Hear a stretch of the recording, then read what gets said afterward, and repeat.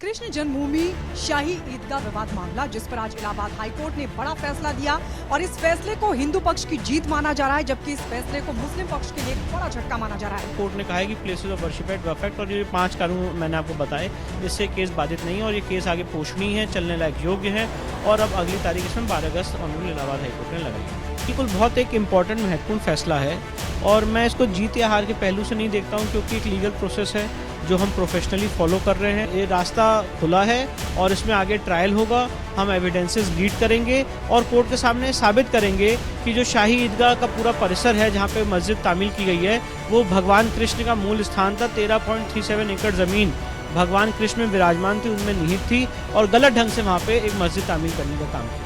कृष्ण जन्मभूमि शाही ईदगाह विवाद मामला, जिस पर आज इलाहाबाद हाईकोर्ट ने बड़ा फैसला दिया और इस फैसले को हिंदू पक्ष की जीत माना जा रहा है, जबकि इस फैसले को मुस्लिम पक्ष के लिए एक बड़ा झटका माना जा रहा है। कोर्ट में क्या कुछ रहा, हमारे साथ हिंदू पक्ष के वकील विष्णु शंकर जैन इस वक्त हमारे साथ जुड़ गए हैं। सर, सबसे पहले तो ये बताइए कि कोर्ट में क्या कुछ रहा, कोर्ट ने क्या कहा? देखिए, आज काफ़ी लंबी सुनवाई ऑनरेबल इलाहाबाद हाईकोर्ट के सामने हुई थी। 4 महीने की डिटेल्ड हियरिंग हुई थी और इसमें सारे पक्षों को सुनने के बाद जो शाही ईदगाह मस्जिद की मेन दलील थी कि ये जितने केसेस हमने फाइल किए हैं, ये places of worship act, Waqf act, specific relief act, order 23 rule 3A और लिमिटेशन एक्ट से बाधित हैं।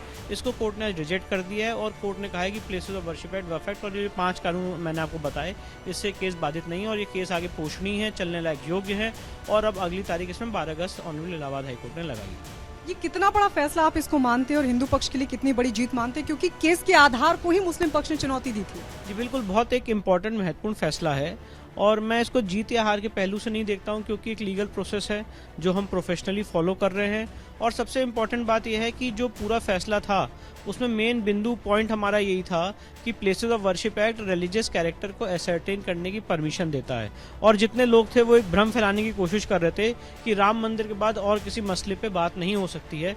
तो मुझे लगता है एक बहुत अच्छा एक जुडिशियल वर्डिक्ट आया है जो आगे आने वाले समय में पढ़ा जाएगा, सुना जाएगा। मतलब एक रास्ता आपको लग रहा है कि राम मंदिर की तरह खुल गया है? जी बिल्कुल, ये रास्ता खुला है और इसमें आगे ट्रायल होगा। हम एविडेंसेस लीड करेंगे और कोर्ट के सामने साबित करेंगे कि जो शाही ईदगाह का पूरा परिसर है, जहाँ पे मस्जिद तामील की गई है, वो भगवान कृष्ण का मूल स्थान था। 13.37 एकड़ ज़मीन भगवान कृष्ण में विराजमान थी, उनमें निहित थी और गलत ढंग से वहाँ पे एक मस्जिद तामील करने का काम किया गया। राम मंदिर के बाद आज जो इलाहाबाद हाई कोर्ट का फैसला है, उस पर सभी लोगों की निगाहें थी और एक बड़ी उम्मीद जगी है।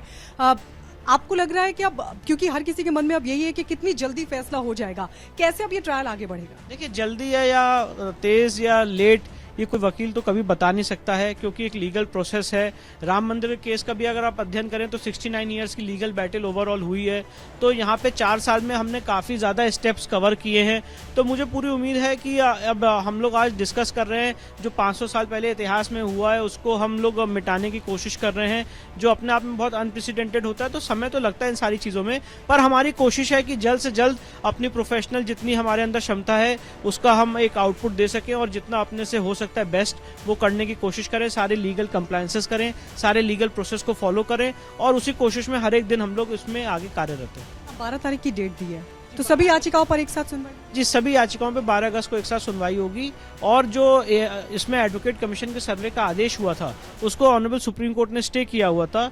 तो उसके लिए भी हम ऑनरेबल सुप्रीम कोर्ट जाएंगे कि वो स्टे वेकेट किया जाए और यहाँ पे एडवोकेट कमीशन के माध्यम से सर्वे कराया जाए। दूसरी पार्टी अक्सर कई लीगल अड़चनें डालने की कोशिश करती है, अभी आगे कितनी बड़ी चुनौती आप इस मामले में देखते हैं? नहीं, देखिए, चुनौतियां तो काफ़ी हैं। चुनौतियों भरा चुनौतीपूर्ण केस है। इसलिए नहीं है कि हमारी रिसर्च वीक है या हमारे पास मेरिट्स नहीं है। चुनौती इस चीज़ की है कि जो एक परसेप्शन बिल्ड करने की कोशिश की जाती है और जो गलत ढंग से एक सेकुलरिज्म का नैरेटिव बिल्ड करने की कोशिश की जाती है, वो सारी चुनौतियां। अगर लीगल केस की बात की जाए तो मैं आपके सामने बहुत स्पष्ट रूप से कहना चाहता हूं कि शाही ईदगाह मस्जिद के पास कोई डॉक्यूमेंट ही नहीं है ये साबित करने के लिए कि वहां पे किस ढंग से वहां पे मस्जिद तामील की गई। ये पूरा जो परिसर है, ये राजा पट्नीमल ने 1815 में ब्रिटिश गवर्नमेंट से ऑक्शन में खरीदा था। सारे खरीदने के डॉक्यूमेंट्स, हर एक चीज, जो पूरी इस केस की चेकर्ड हिस्ट्री है, वो ये साबित करती है कि 13.37 एकड़ जमीन भगवान कृष्ण की थी और वहां पे गलत ढंग से मस्जिद तामील की गई है। ये इस केस के इंपॉर्टेंट फैक्ट्स हैं जो हम कोर्ट में प्रूफ करेंगे और हमने अपनी पिटीशन में लिखा भी है।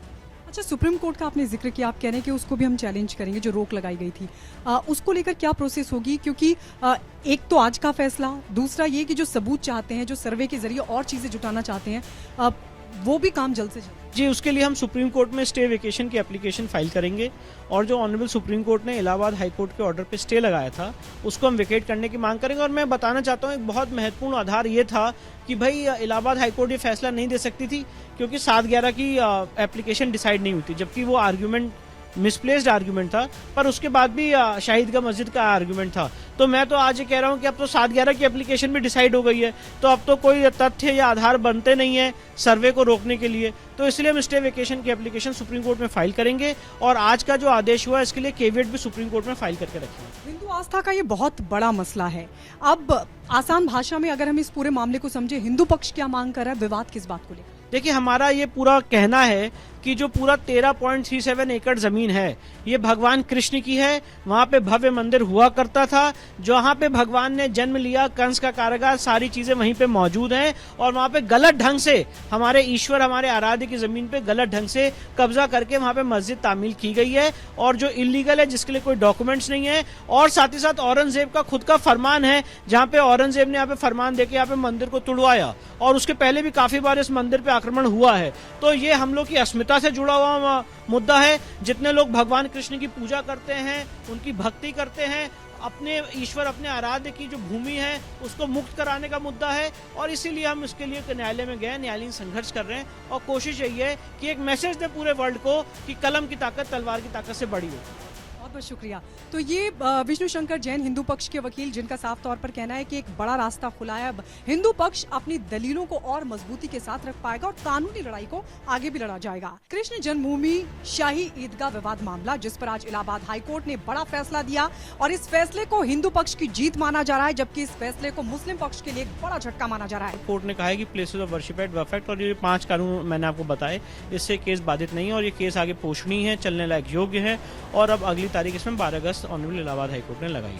बिल्कुल बहुत एक इम्पॉर्टेंट महत्वपूर्ण फैसला है और मैं इसको जीत या हार के पहलू से नहीं देखता हूं, क्योंकि एक लीगल प्रोसेस है जो हम प्रोफेशनली फॉलो कर रहे हैं। ये रास्ता खुला है और इसमें आगे ट्रायल होगा। हम एविडेंसेस लीड करेंगे और कोर्ट के सामने साबित करेंगे कि जो शाही ईदगाह का पूरा परिसर है, जहां पे मस्जिद तामील की गई है, वो भगवान कृष्ण का मूल स्थान था। 13.37 एकड़ जमीन भगवान कृष्ण में विराजमान थी, उनमें निहित थी और गलत ढंग से वहां पे एक मस्जिद तामील करने का काम किया गया। कृष्ण जन्मभूमि शाही ईदगाह विवाद मामला, जिस पर आज इलाहाबाद हाई कोर्ट ने बड़ा फैसला दिया और इस फैसले को हिंदू पक्ष की जीत माना जा रहा है, जबकि इस फैसले को मुस्लिम पक्ष के लिए एक बड़ा झटका माना जा रहा है। कोर्ट में क्या कुछ रहा, हमारे साथ हिंदू पक्ष के वकील विष्णु शंकर जैन इस वक्त हमारे साथ जुड़ गए हैं। सर, सबसे पहले तो ये बताइए कि कोर्ट में क्या कुछ रहा, कोर्ट ने क्या कहा? देखिए, आज काफ़ी लंबी सुनवाई ऑनरेबल इलाहाबाद हाई कोर्ट के सामने हुई थी। 4 महीने की डिटेल्ड हियरिंग हुई थी और इसमें सारे पक्षों को सुनने के बाद जो शाही ईदगाह मस्जिद की मेन दलील थी कि ये जितने केसेस हमने फाइल किए हैं, ये places of worship act, Waqf act, specific relief act, order 23 rule 3A और लिमिटेशन एक्ट से बाधित हैं, इसको कोर्ट ने रिजेक्ट कर दिया है। और कोर्ट ने कहा है कि places of worship act, Waqf act और ये 5 कानून मैंने आपको बताए, इससे केस बाधित नहीं है और ये केस आगे पोषणीय है, चलने लायक योग्य है। और अब अगली तारीख इसमें 12 अगस्त ऑनरेबल इलाहाबाद हाई कोर्ट ने लगाई। ये कितना बड़ा फैसला आप इसको मानते हैं और हिंदू पक्ष के लिए कितनी बड़ी जीत मानते हैं, क्योंकि केस के आधार को ही मुस्लिम पक्ष ने चुनौती दी थी? जी बिल्कुल, बहुत एक इम्पॉर्टेंट महत्वपूर्ण फैसला है और मैं इसको जीत या हार के पहलू से नहीं देखता हूं, क्योंकि एक लीगल प्रोसेस है जो हम प्रोफेशनली फॉलो कर रहे हैं। और सबसे इम्पॉर्टेंट बात यह है कि जो पूरा फैसला था उसमें मेन बिंदु पॉइंट हमारा यही था कि places of worship act religious character को एसर्टेन करने की परमिशन देता है।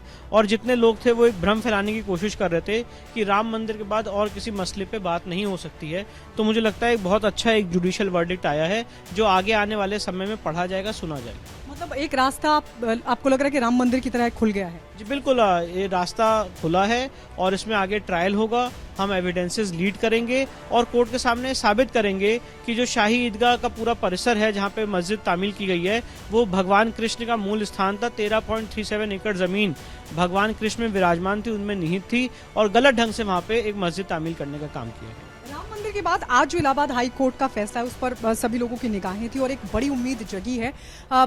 आपको लग रहा है कि अब, क्योंकि हर किसी के मन में अब यही है कि कितनी जल्दी फैसला हो जाएगा, कैसे अब ये ट्रायल आगे बढ़ेगा? देखिए, जल्दी है या तेज या लेट, ये कोई वकील तो कभी बता नहीं सकता है, क्योंकि एक लीगल प्रोसेस है। राम मंदिर केस का भी अगर आप अध्ययन करें तो 69 ईयर्स की लीगल बैटल ओवरऑल हुई है। तो यहाँ पे 4 साल में हमने काफ़ी ज़्यादा स्टेप्स कवर किए हैं।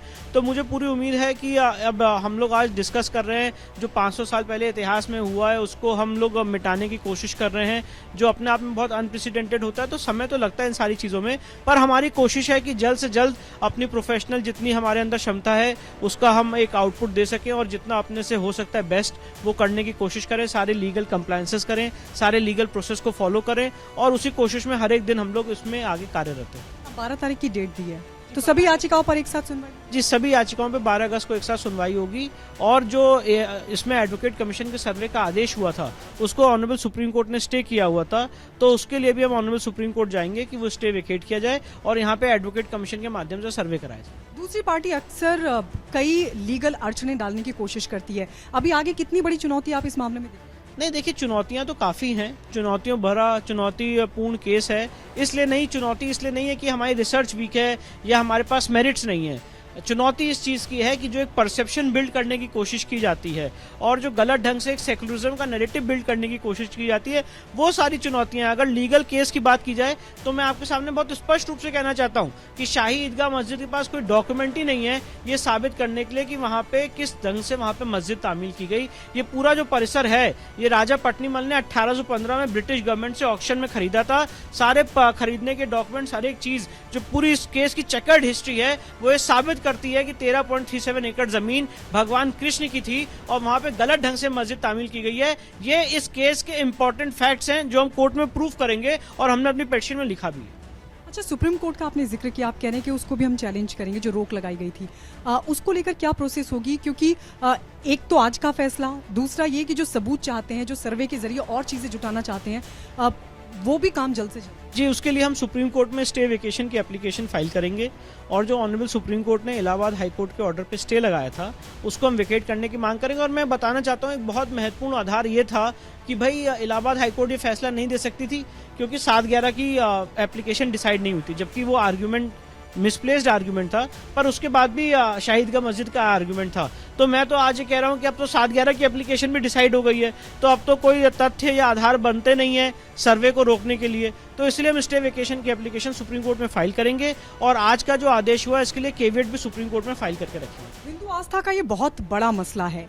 अब आसान भाषा में अगर हम इस पूरे मामले को समझे, हिंदू पक्ष क्या मांग कर रहा है, विवाद किस बात को लेकर? देखिए, हमारा ये पूरा कहना है कि जो पूरा 13.37 एकड़ जमीन है ये भगवान कृष्ण की है। वहाँ पे भव्य मंदिर हुआ करता था, जहाँ पे भगवान ने जन्म लिया, कंस का कारागार, सारी चीजें वहीं पे मौजूद हैं और वहाँ पे गलत ढंग से हमारे ईश्वर, हमारे आराध्य की जमीन पे गलत ढंग से कब्जा करके वहाँ पे मस्जिद तामील की गई है और जो इलीगल है, जिसके लिए कोई डॉक्यूमेंट्स नहीं है। और साथ ही साथ औरंगजेब का खुद का फरमान है, जहाँ पे औरंगजेब ने यहाँ पे फरमान देके यहाँ पे मंदिर को तुड़वाया और उसके पहले भी काफी बार इस मंदिर पे आक्रमण हुआ है। तो ये हम लोग की अस्मिता से जुड़ा हुआ मुद्दा है। जितने लोग भगवान कृष्ण की पूजा करते हैं, उनकी भक्ति करते हैं, अपने ईश्वर, अपने आराध्य की जो भूमि है उसको मुक्त कराने का मुद्दा है और इसीलिए हम इसके लिए न्यायालय में गए, न्यायालयीन संघर्ष कर रहे हैं और कोशिश यही है कि एक मैसेज दे पूरे वर्ल्ड को कि कलम की ताकत तलवार की ताकत से बड़ी हो।